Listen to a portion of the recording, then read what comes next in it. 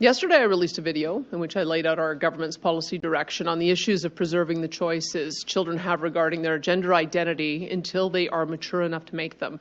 Policies to better involve parents in their children's education on sensitive issues, and finally, policies addressing the issue of women, girls, and transgender athletes in competitive sports. Danielle Smith recently made an announcement addressing transanity, perhaps proving yet again why she might just very well be the best premier currently in power in our great Dominion. For starters, Alberta will prohibit hormonal treatment, puberty blockers, and so-called gender-affirming surgery for children 15 years and younger. As well, so-called trans women, i.e. men pretending to be women, well, these gender-bending grifters will no longer be allowed to play on female sports teams. Hallelujah! Now, in the aftermath of this announcement, the left and the media party are predictably losing their collective minds. The level of privilege to have a forest to scream into. Ah!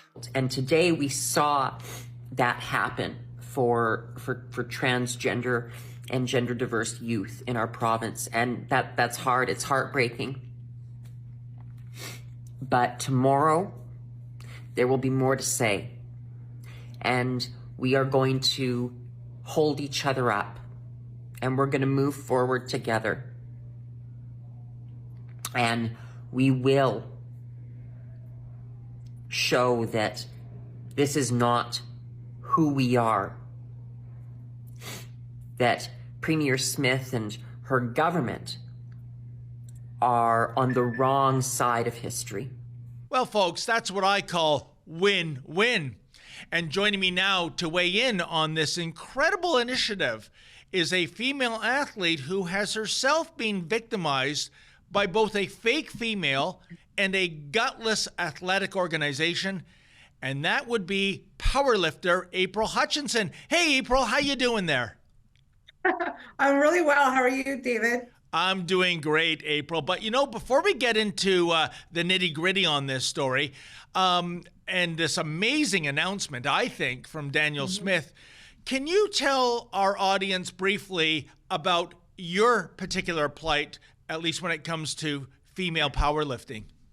Yeah, so my fight happened over a year ago. I've been battling it out with my federation, the Canadian Powerlifting Federation, over a transgender, a male athlete by the name of Ann Andrus that basically kind of waltzed in last year. I was supposed to compete against him at nationals, but I refused to.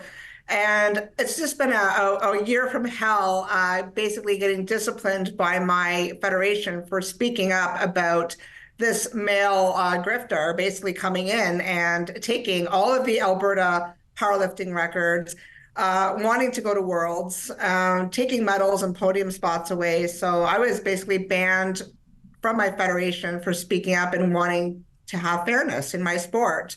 Yeah, and how incredible is that? Instead of this grifter, Ann Andrus, being frog-marched into an insane asylum, it is you that gets a 2-year suspension, later reduced to 1 year.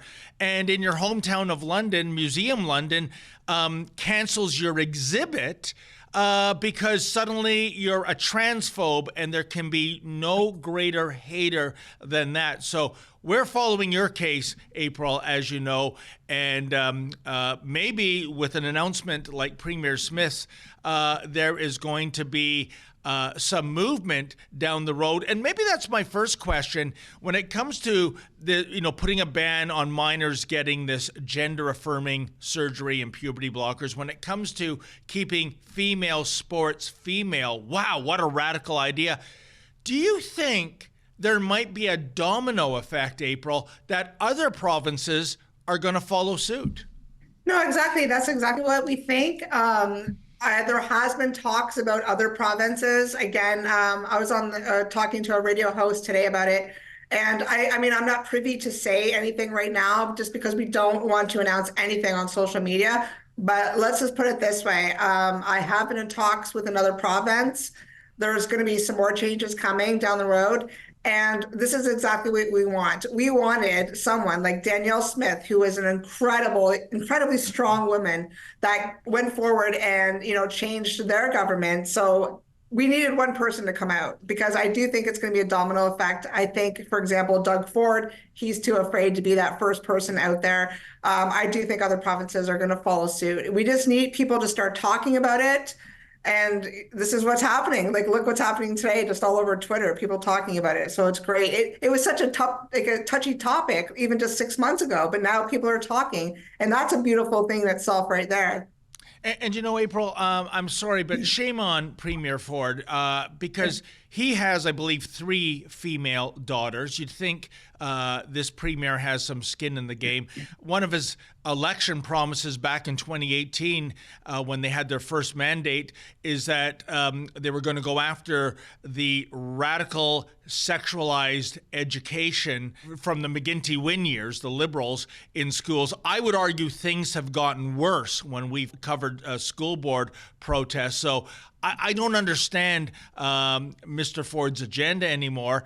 Maybe he will have a come to Jesus moment too. But, maybe too, April, we have been for the last couple of years covering what we call transanity, rugby, swimming, volleyball now, males dominating female sports, actually injuring physically females. Do you think maybe, as we and others in the independent media, because this is a third rail issue for mainstream media, do you think maybe that has had some impetus in making the pendulum swing back to sanity? Yeah, definitely. I mean, same with the volleyball thing you went to the other day, like females are getting injured, right? Yep. Sports should be about fairness, integrity, and safety. Those are the 3 main things, right? And all 3 of those things have gone out the window this last year. And I can tell you firsthand, just from seeing it in my federation. So yes, I mean, the only thing that we do need more of is we need these parents to talk. I have no idea why these parents are too afraid to speak up, because I know if my daughter was in a locker room with a man, you don't even want to know what I would do. So, I mean, the parents need to be stopping silent, because that's part of the problem. And I think we talked about it before. We have these, these women in between 40 and 60 years old who are virtue signaling, and, they were never part of a group in life. So they just want to be like the little saintly person that lets, men into our locker rooms and into our sports. Like, they need to go. Like, they need to go now. So. And April, it's kind of funny. It's always trans women that are prevailing, whether it's swimming or cycling. They're getting up to the podium to get a medal. It's not trans men. In other words, a woman pretending to be a man. Again, it's biology. I don't know, maybe the left is saying it's just a winning streak for the trans women right now. It's a cosmic coincidence, but I'm not buying that. So again, April, I guess my question is, when it comes to following the science, is biology out of fashion these days?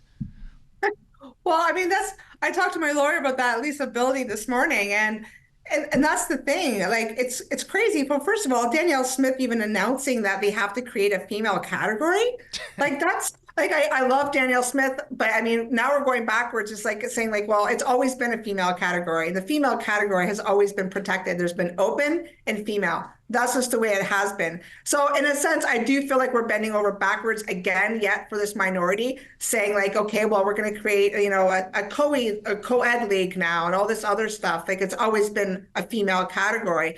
But to me, I mean, back to your question, I do believe it's about misogyny. We've talked about this before. It's about misogyny. It's about dominance, right? The male powerlifter in my league, if he just wanted to lift and have fun, he would be very happy with the fact that they are accommodating him and saying, like, you know what, you can lift, but just for fun. But instead, he compares himself to an oppressed Black person like Rosa Parks and is like... And yet, at the World Swimming Championships in Berlin last October, April, precisely 0 trans women showed up for that category. And that, to me, suggests there's something more at play here, i.e., like Nicholas Sapita, getting to go into the female change room, getting to undress with all of his male junk on display in front of minor females, getting to shower with them. I think that is a definition of misogyny. It's certainly a definition of indecent exposure. The point is, there's something more about what these people are asking for than being allowed to compete when nobody shows up, for example, at the World Swimming Championships. Wouldn't you agree?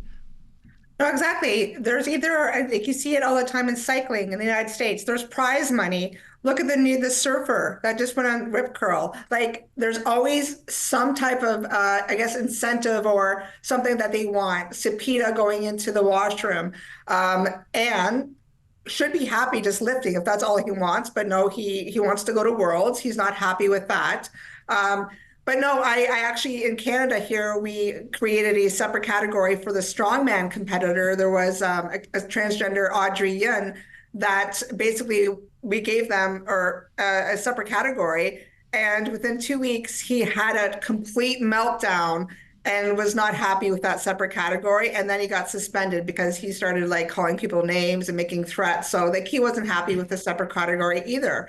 And, you know, find me one that actually is happy. I mean, I'm not saying it doesn't happen maybe at public schools or, you know, participation awards in that kind of level, but I haven't seen any where it's professional sports or a high level international, even like, you know, college volleyball that, you know, there's always some type of reward or some type of incentive.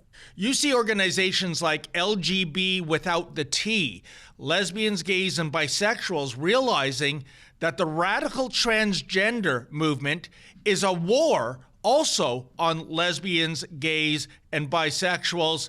What do you make of that, my friend? No, and I completely agree with that. I mean, I have many friends in the LGB. I've been always a huge supporter. And I mean, they have said it themselves that I feel like the T has hijacked them.